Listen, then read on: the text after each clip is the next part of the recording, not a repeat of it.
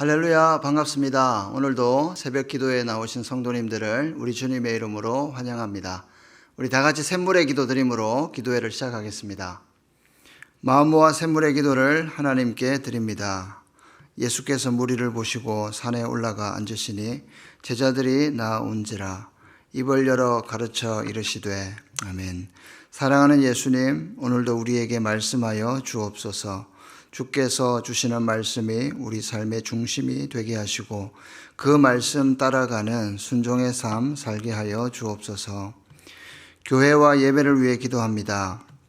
심령이 가난한 자는 복이 있나니 천국이 그들의 것이며 아멘. 우리를 부르신 하나님, 가난한 마음을 주옵소서. 세상의 부유함으로 만족하지 않게 하시고 하나님의 은혜와 사랑을 사모하는 성도와 교회 되게 하옵소서. 고난 중에 있는 성도들을 도우시고 치유와 회복의 은혜를 주옵소서. 온 성도들이 갈급한 심령으로 드리는 예배에 충만히 임재해 주시고 천국의 영광과 기쁨을 누리게 하옵소서. 가정과 다음 세대를 위해 기도합니다. 애통하는 자는 복이 있나니 그들이 위로를 받을 것이며 아멘. 가정을 세우신 하나님, 우리의 가정과 다음 세대를 향해 애통하는 마음으로 기도할 때 하늘의 위로를 받게 하옵소서. 가정의 영적인 질서가 반듯하게 세워지게 하시사 가지런한 가정이 되게 하시고 온 식구가 하나님의 복을 누리게 하옵소서. 우리의 자녀들에게 보호의 울타리를 둘러주셔서 세상의 모든 악에서 보호해 주시고 경건한 자녀, 믿음의 세대로 자라가게 하옵소서. 목장을 위해 기도합니다. 긍휼히 여기는 자는 복이 있나니 그들이 긍휼히 여김을 받을 것이며 아멘. 목장을 영적인 가족으로 모으신 하나님, 우리의 목장을 돌보아 주옵소서. 서로를 긍휼히 여기며 사랑의 섬김을 이어가게 하시고 서로를 위해 기도할 때 하나님의 긍휼을 얻게 하옵소서. 부름받아 섬기는 목자들에게 새 힘을 더해 주시며 하나님의 역사를 경험하여 섬김의 기쁨이 넘치게 하옵소서. 나라와 선교를 위해 기도합니다. 화평하게 하는 자는 복이 있나니 그들이 하나님의 아들이라 일컬음을 받을 것이며 아멘. 나라를 세우시고 주관하시는 하나님, 우리나라에 평화가 임하게 하옵소서.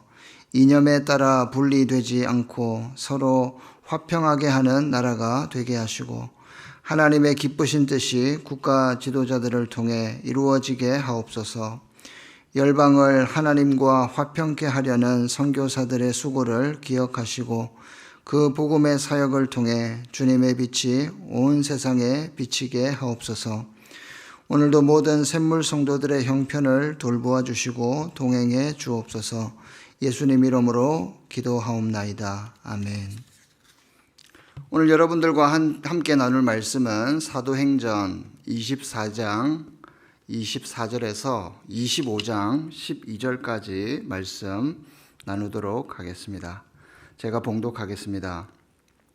수일 후에 벨릭스가 그 아내 유대 여자 드루실라와 함께 와서 바울을 불러 그리스도 예수 믿는 도를 듣거늘 바울이 의와 절제와 장차 오는 심판을 강론하니 벨릭스가 두려워하여 대답하되 지금은 가라. 내가 틈이 있으면 너를 부르리라 하고 동시에 또 바울에게서 돈을 받을까 바라는 고로 더 자주 불러 같이 이야기하더라. 이태가 지난 후 보르기오 베스도가 벨릭스의 소임을 이어받으니 벨릭스가 유대인의 마음을 얻고자 하여 바울을 구류하여 두니라.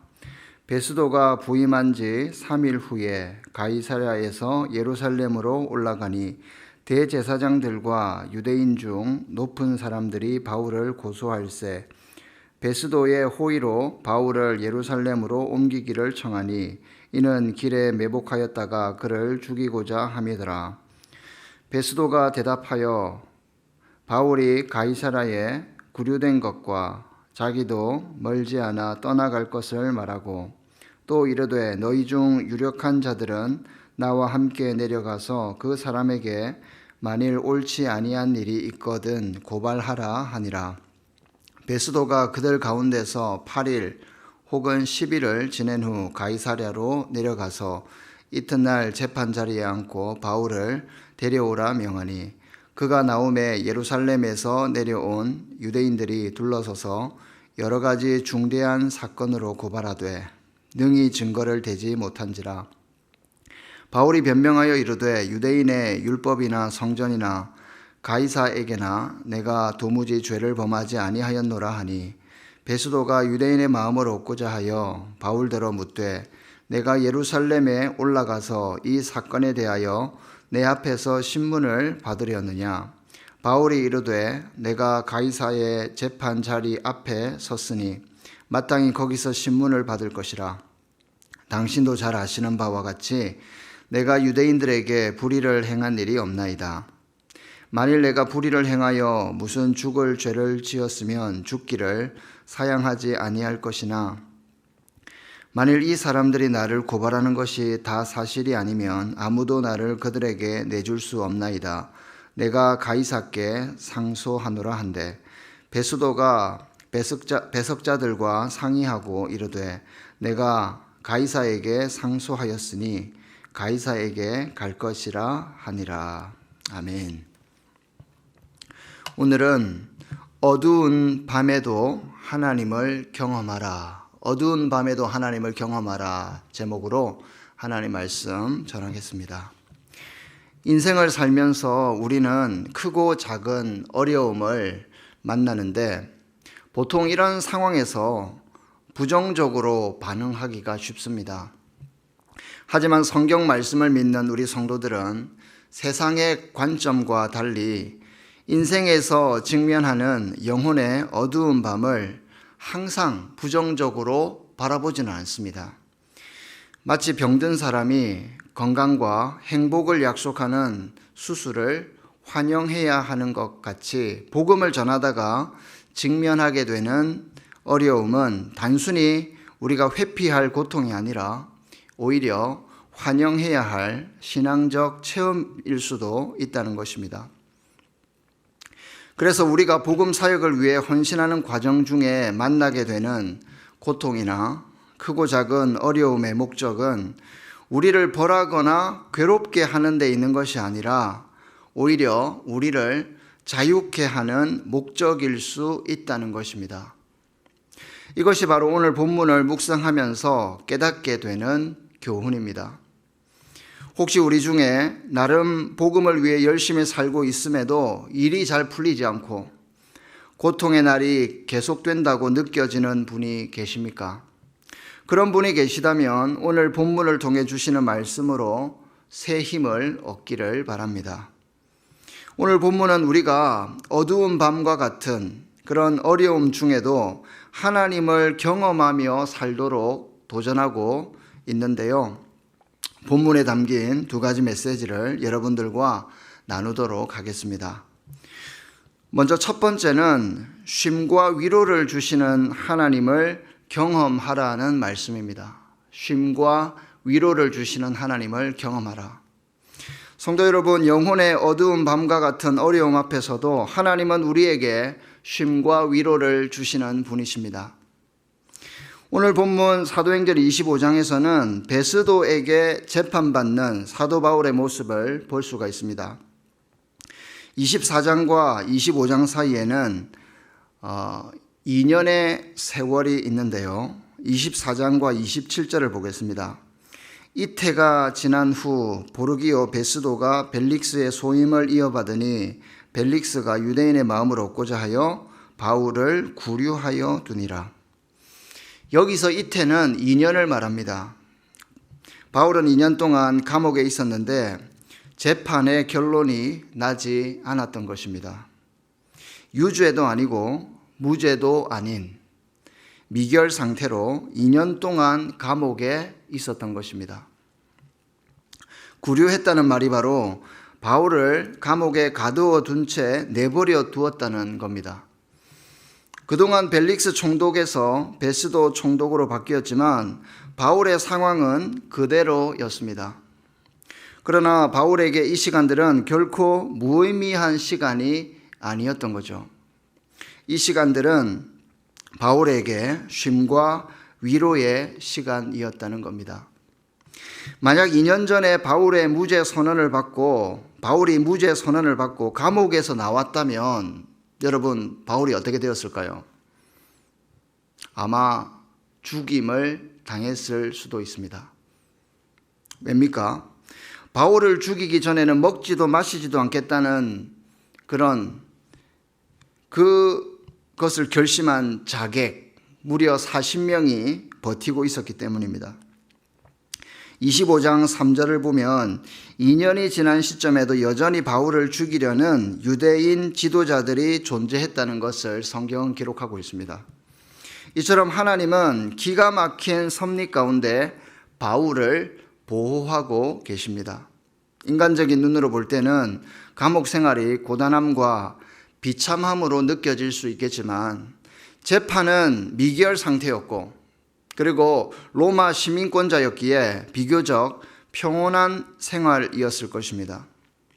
고난이 축복이라는 말이 있듯이 바울 입장에서는 오히려 하나님의 돕는 손길을 느끼고 위로를 경험하는 이 시간이었을 거라는 겁니다.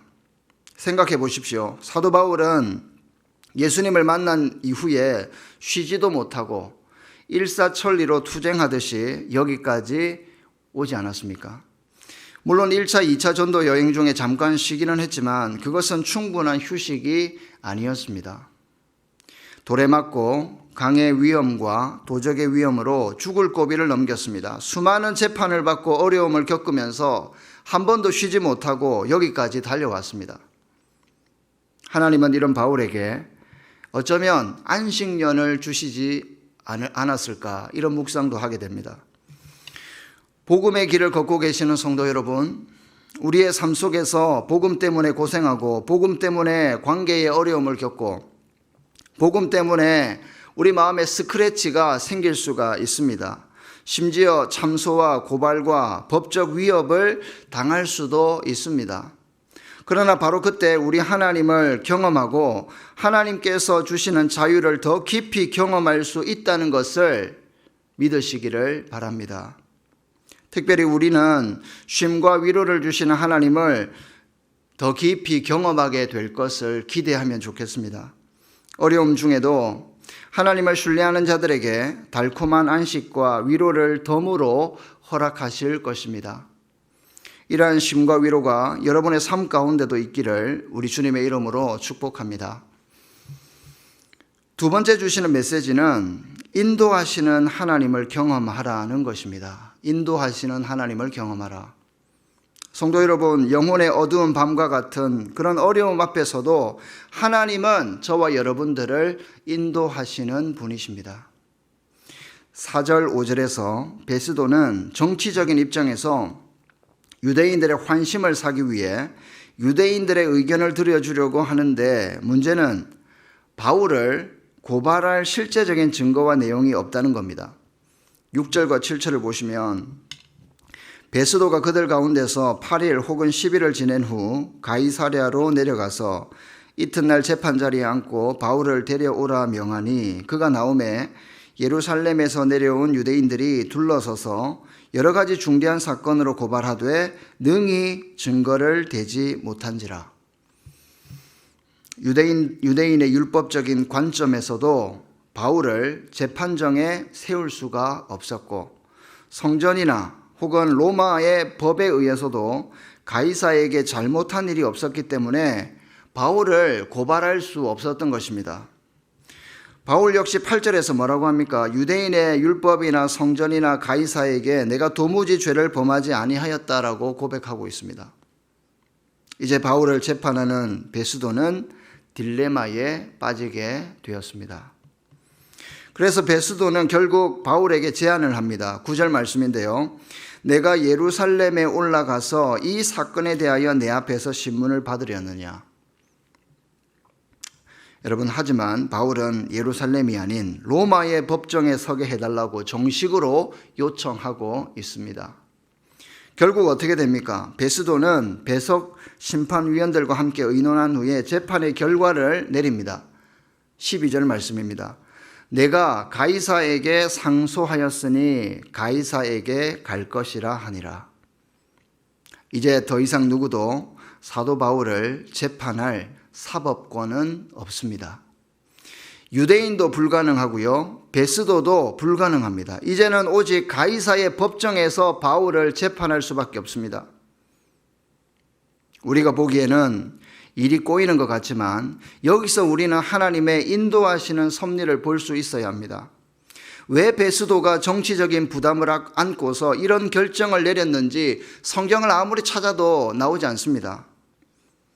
이런 결정은 유대인들의 환심도 사지 못하고 여러 가지 복잡한 일들이 생길 수 있는 그런 판결이었습니다. 재판을 이렇게 하려고 했는데 다른 방향으로 진행된 것, 여러분 이것이 우연일까요? 그렇지 않습니다.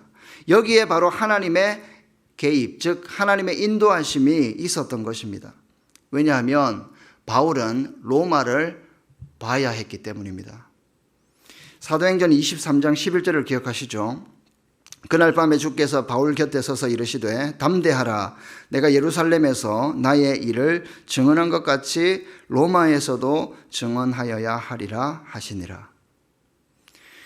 바울이 자객에게 죽지 않은 것, 그리고 재판이 연기되어서 결국 가이사의 법정까지 가게 된 이런 일련의 과정들이 모두 하나님의 개입하심, 즉 하나님의 인도하심이었던 것입니다.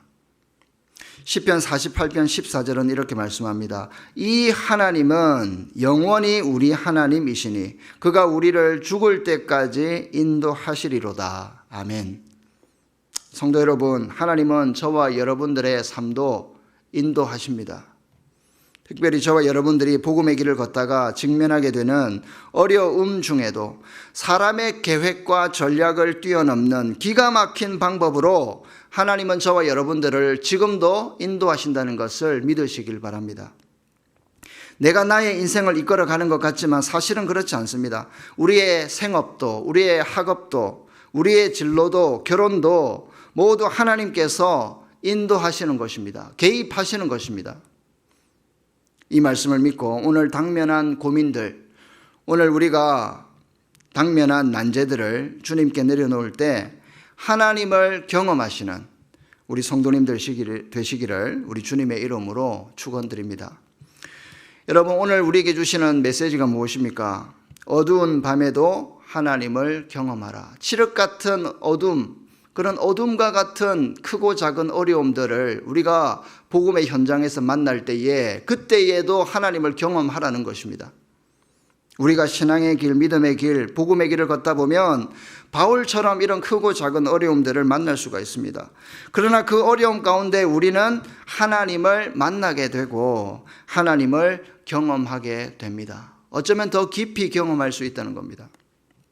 어두운 밤중에도 하나님은 우리에게 쉼을 주시고 위로를 주십니다. 어두운 밤중에도 하나님은 우리를 계속 끝까지 인도하십니다. 오늘 우리의 삶의 현장에서도 이 귀한 그리고 이 놀라운 하나님을 경험하는 저와 여러분들이 되시기를 우리 주님의 이름으로 축원드립니다.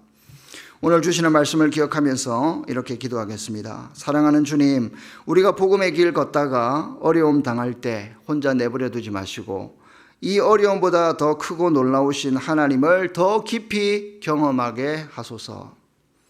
그리고 어두운 밤중에도 하나님 주시는 쉼과 위로를 경험하게 하시고 하나님의 인도를 받게 하소서. 우리 다 같이 기도하시고 개인 기도 제목으로 계속 기도하겠습니다.